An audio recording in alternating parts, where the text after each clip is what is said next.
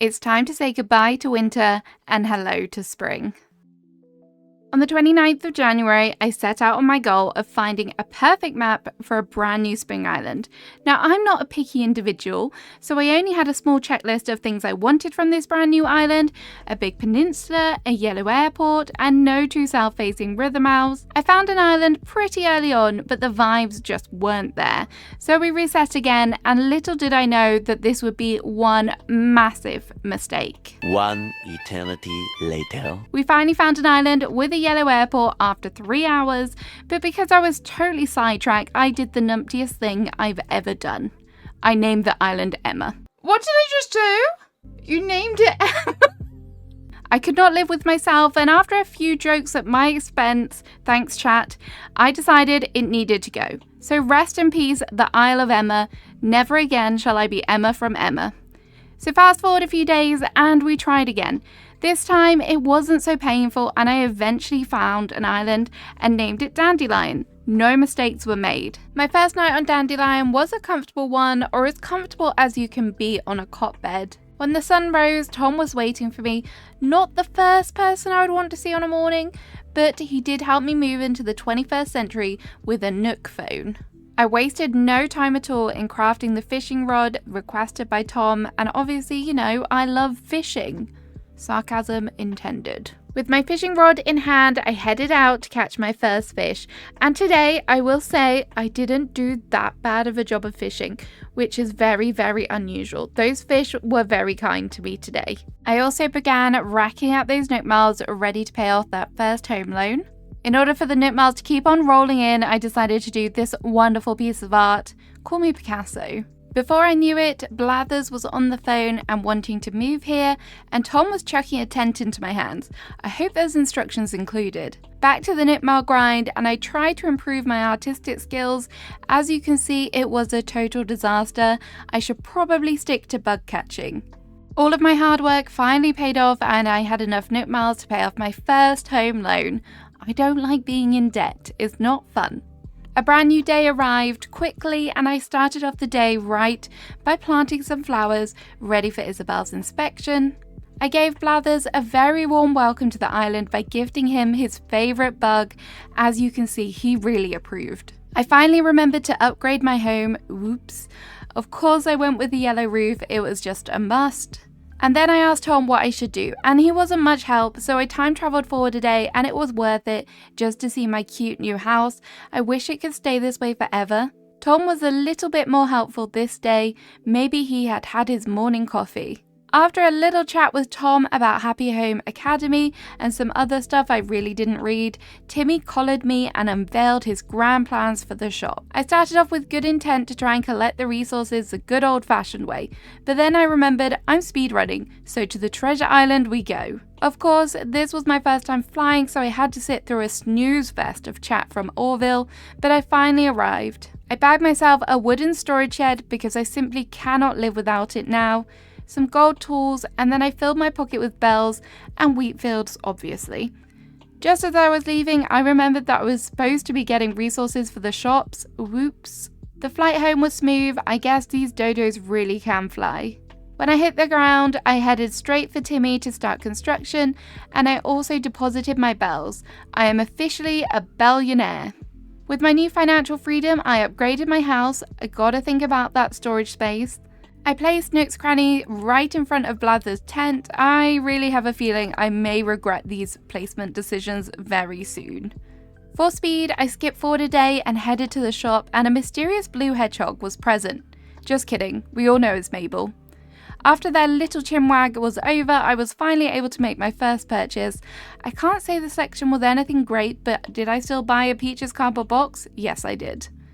Back to Mr. Nook I went, and this time he gave me the news that there were 3 interested parties who wanted to move here, and we needed a bridge. I constructed the bridge with no problem, but finding a place for it was a little bit more tricky. Bridge placed, and Tom wasted no time in giving me the plots required. I speedily popped down the plots, and then it was time to find those all-important first 3 villagers. First up, we had Alfonso. I don't think I need to give an explanation as to why he was a hard no, and there was no DIY bottle on this island, which made it even worse.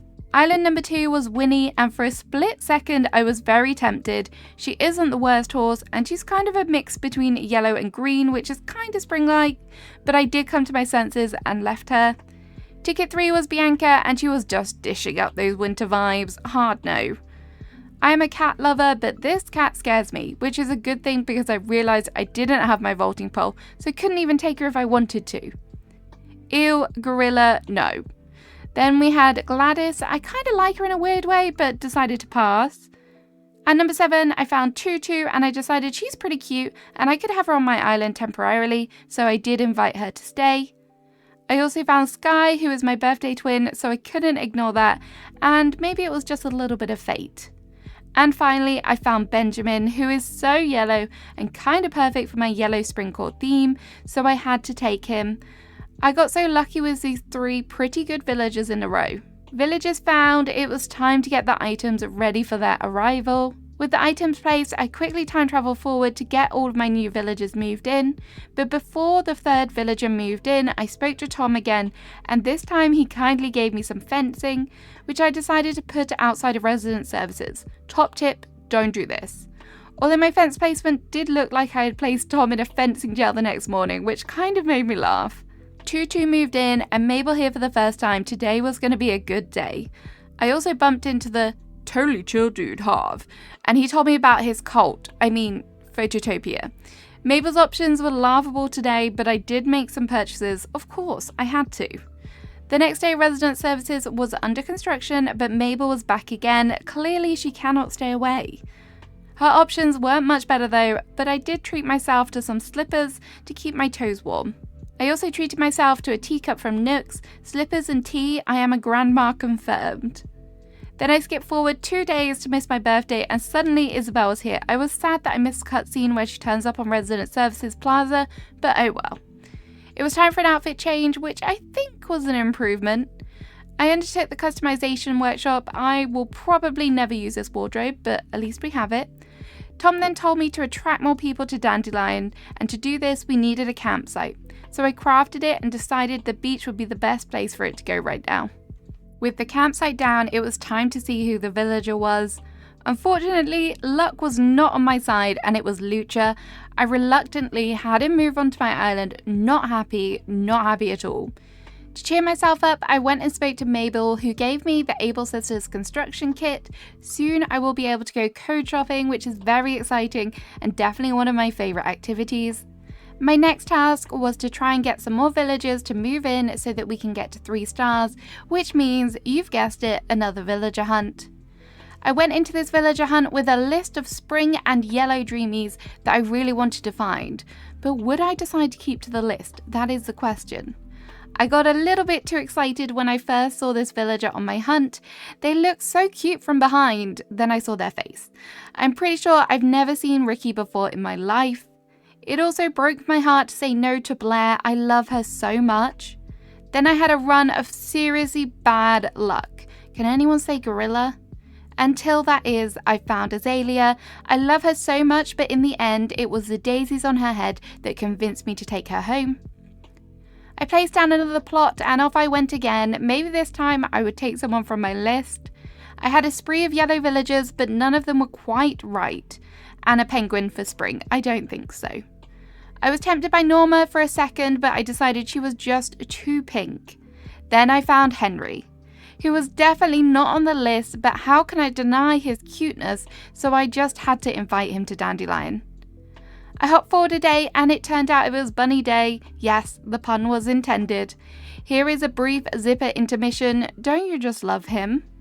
Anyways, that's enough Zipper. It's time to try and find another villager. Poncho was so cute, but definitely not right for this island. This is going to be a spring island and there will definitely be Easter elements, but I just could not bring it upon myself to take Chrissy. I am sorry to all her fans.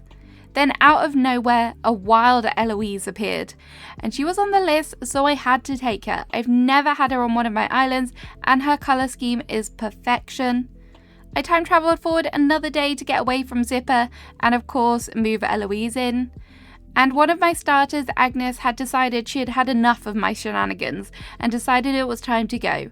I was all for this, as it means we can find another cute spring villager to take her place. I also had a campsite villager who, despite being yellow, was a hard pass for me. I went ahead and placed my final villager plot, ready to find my final villager. And pretty early on, I managed to stumble across Joey. No, he wasn't on my list, but he should have been. He is so cute and yellow, I decided to take him home. With all of my villagers moved in, I decided to check in with Isabelle to see what my island rating was. 2 stars. Not too bad, but more decorating was needed. I decided to construct my second bridge to help with the island rating and crafted some random items to chuck down. Decorate my island with, obviously. By this point, I was getting tired of my outfit, so I decided to visit Able Sisters and find myself a spring outfit. And I settled on this cute little yellow gingham number. I then forgot to play for a real life day and panicked that Agnes's plot had been auto-filled. Thankfully, it hadn't. Phew. I then popped in to see Isabelle to see if by some form of miracle we had reached 3 stars. Spoiler, we hadn't. The feedback said we needed yet more furniture, so I grabbed some items and went about carefully placing them. I, of course, had to include my trusted barrels and a portaloo. I then headed back to resident services, certain that I had done enough to hit those 3 stars. I hadn't.